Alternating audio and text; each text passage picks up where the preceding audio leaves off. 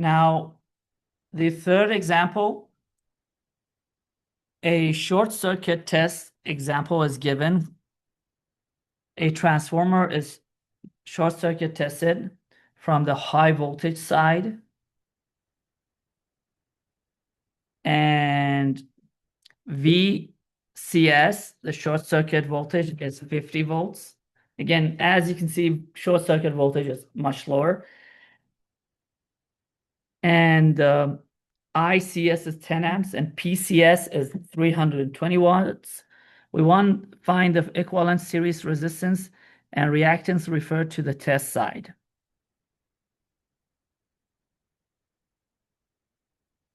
So we have a transformer. We have short-circuited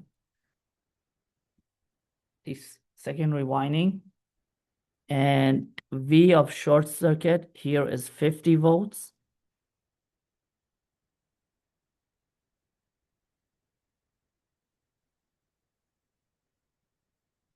I of short circuit is 10 amps.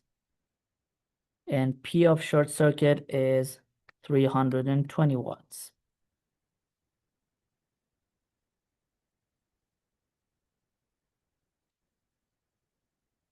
We want to find the series resistance and the reactance referred to the test side.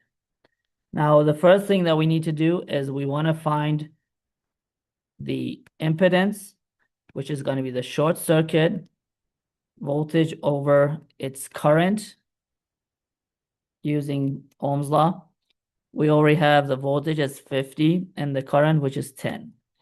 Gives us 5 ohms.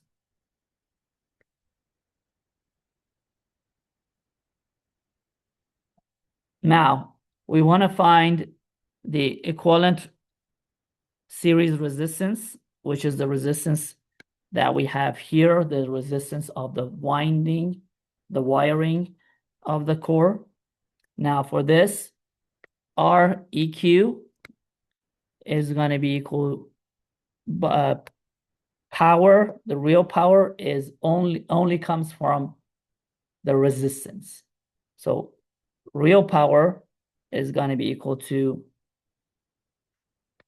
RIS square, as we had in, I think I have the equation, so where is it? Just give me 1 second. Real power losses. So real power gives us the resistance that we have. So Req, using this equation, is going to be equal to P over I short circuit square.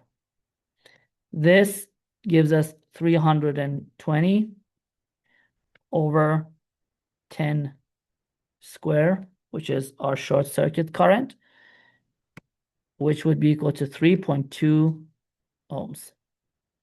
So ZEQ is 5 ohms, REQ is 3.2. Now, I have found ZEQ, I have found REQ. What is the relation between ZEQ and REQ? ZEQ is equal to REQ plus XEQ square root of that. Or in other words, ZEQ square is REQ square XEQ square. So if I want to find X or the reactance, it's going to be square root of ZEQ square minus REQ square. Now, what is ZEQ? 5 in the power of 2 minus 3.2 in the power of 2. It's going to be 25 minus 10.245. Give the square root of 14.76, which is going to be equal to 3.84 ohms. So the answer is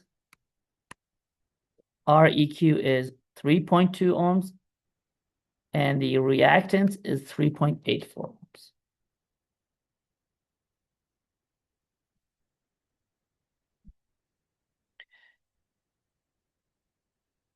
So this example was from the book. I had one from AI ChatGPT 1 and one from FE.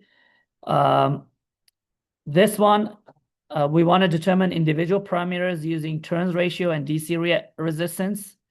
Given a transformer has a turn ratio of 4, N1 to N2 is 4. From short circuit test, refer to the primary. Req is 2 ohms, Xeq is 3 ohms. Measured primary resistance, R1 is 1.2 ohms. We want to find R2 and R prime 2. Assuming leakage reactance divide equally, find X1 and X prime 2. And by the way, Xeq is X1 plus X2. And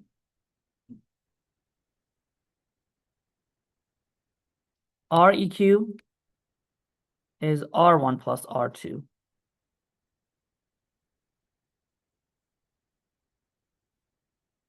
And if I want to find R1, which is the impedance from the secondary, how do we transfer the secondary resistance to the primary? Multiply it by the turn ratio. So it's going to be A square R2.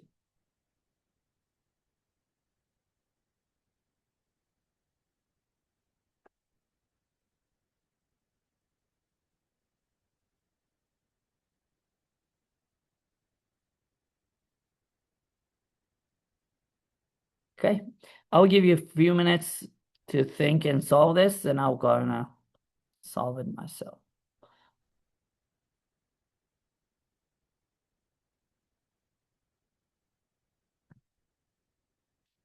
And we would assume that the leakage reactance from the primary and the secondary are the same. It means that the leakage is divided between them simultaneously.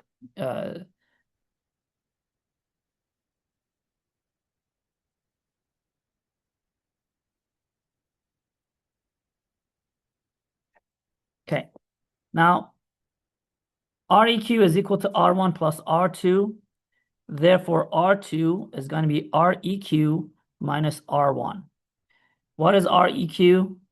It's 2. What is R1? 1.2. So this gives us an R2 of 0.8. Now, A is equal to N1 over N2, which is 4. And the resistance referred from the secondary to the primary, which is R1 prime technically, is going to be A square R2, which would be 4 squared times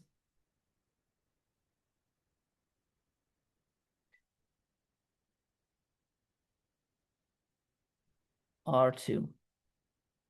Okay. Now this R1 prime, we already have it, which is this technically this R2. We have it as 0.8. So R2 divided by A2 gives us the, sorry, I have confused you a little bit. So this is, yeah, gives us R1 prime. So I'm not gonna change it. Let's say it R2 prime. So R2 prime divided by A square gives us R2, which is the original I2, which is 0.05 ohms. Let me write like this. This is 0.8, which we got from here, over 16, which gives us 0.05 ohms. Now, Xeq is going to be X1 plus X2, X1 plus X, again, Xeq is going to be equal to X1 plus X2. And we would assume always, because they have the same core, that the leakage is going to be equal to the same. So we would assume that X1 is also equal to x2. Now, what is the equivalent? It's 3. So 3 is going to be equal to x1 plus x2, and x1 and x2 are the same. So 2x1. Therefore, x1 is going to be 3 over 2, which is 1.5 ohms. And x2 is going to be 3 over 2, which is 1.5 ohms.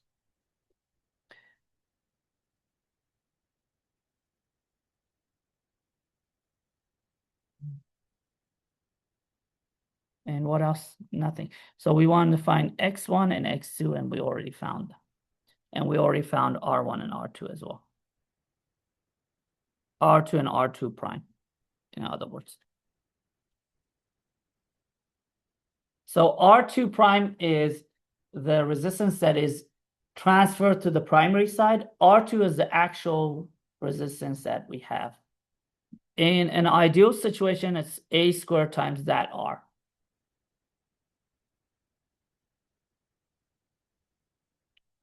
Now, let's solve another one. So this one, I've actually found it from an FE practice exams.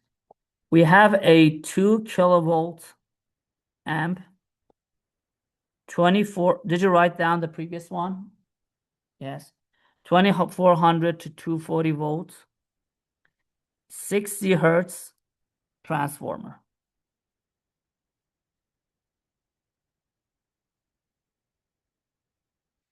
And we have the following results. The open circuit test on the low voltage side, V open circuit is equal to 240 volts. Why 240 volts? Because in open circuit, we give the nominal voltage, and the open circuit voltage on the low voltage side, is 240 volts. The open circuit current that is measured is 1.2 amps, and the real power loss of the open circuit is 72 watts. Now for the short circuit test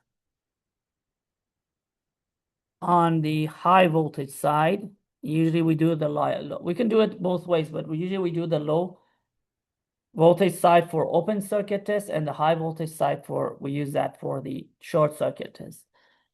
VSC is 92 volts. I short circuit measured was 0.833 amps. And the power loss, the real power loss, is 50 watts.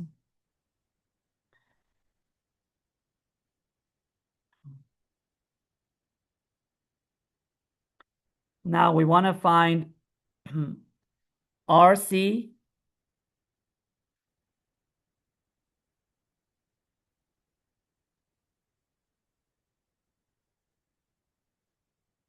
Find RC, XM,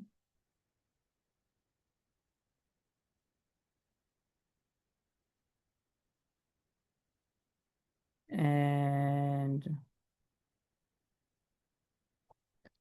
REQ and XEQ.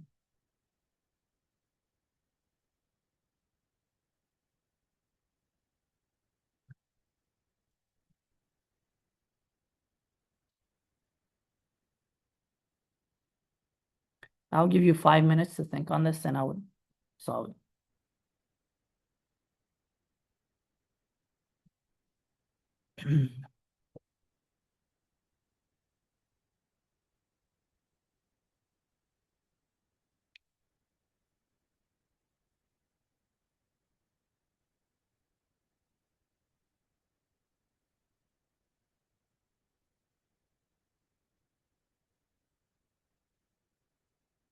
So it's the same thing that I solved in the second example. I think it was third example. You need to find turn ratio, and then you need to find the power factor cosine of phi to use that to be able to find IM and so on.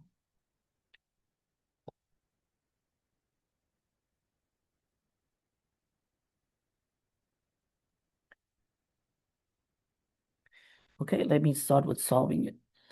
First thing, we need to find turn ratio. What is the primary voltage? 2400. And what is the secondary? So 2400 over 240 gives us 10. Now, the second thing we want to find is the power factor. Now, cosine of phi, what was it equal to? P over S. What is P? 72 watts. And what is S? 240 times 1.2. So it's going to be 72 over 288 gives us 0.25. So we found cosine of phi. Now the core loss, IC, is going to be equal to IOC cosine times cosine of phi, or the power factor. So this would be 1.2 times 0.5, which gives us 0.3 amps.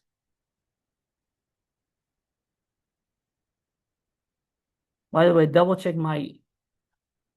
because sometimes I just do it quickly or in my head, and sometimes it's, just double check. 1.2 times, 0.25 it gives. Now, IM is going to be equal to IOC, which is 1.2 times 1 minus the power factor square, which is 0.25 square.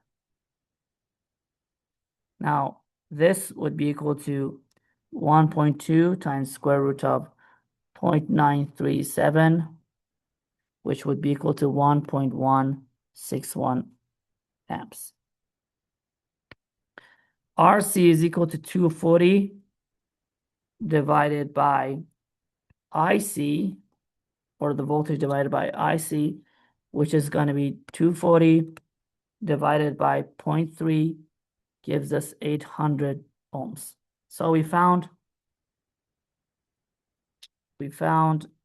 RC. This is the first. And if we want to find XM would be 240 divided by IM, which is 240 divided by 1.1618, which gives us 206.6 ohms. Again, there are different ways to solve it. This is the easiest way, but you can use the Z and R and solve it that way as well. That one would take more time. Now we want to refer to the high voltage side. And for the high voltage side, RSC is going to be A square RC, because we want to move it from the low voltage to the high voltage. So 10 in the power of 2 times 800. Our turn ratio was 10, and RC was 800. So it's going to be 80,000 ohms. Now XM, again, it's going to be A square XM, because we're going from the secondary to the primary. It's going to be 10 in the power of 2 times 206.6, which gives us 20,660 ohms.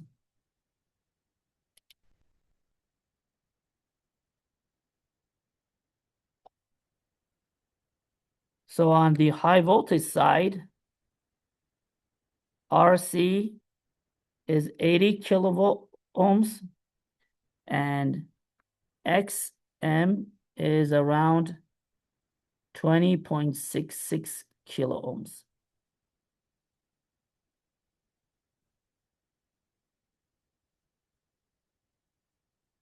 Now, we also want to find ZEQ from the short circuit. From the high voltage short circuit, we want to find ZEQ. And ZEQ would be equal to voltage of short circuit over current of short circuit, which is 92. The voltage of short circuit was 92. over 0.833. 0.833 gives us 110.44 ohms. Now this is ZEQ. We're going to find REQ. What is REQ again? It's going to be real power loss divided by the current square. So it's going to be 50. Again, power loss was 50 watts on the high voltage side, divided by the current, which is 0.833 and a power of 2. This gives us 72.06 ohms. So I have ZEQ, I have REQ. How can I find XEQ?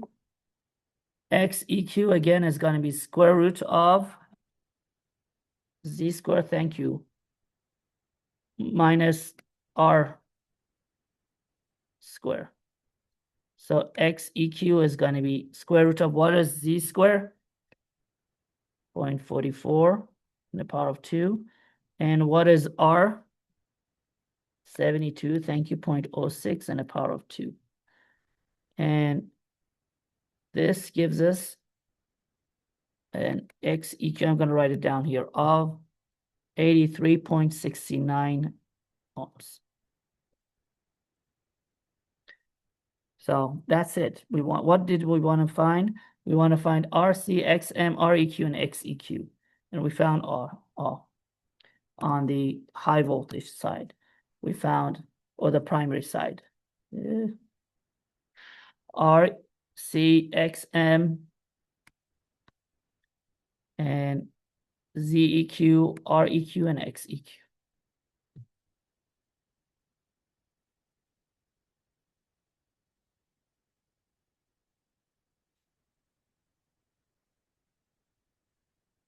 I will solve more practice problems because this is a very important topic, and more than half questions of your questions in the second exam. By the way, the second exam is going to be first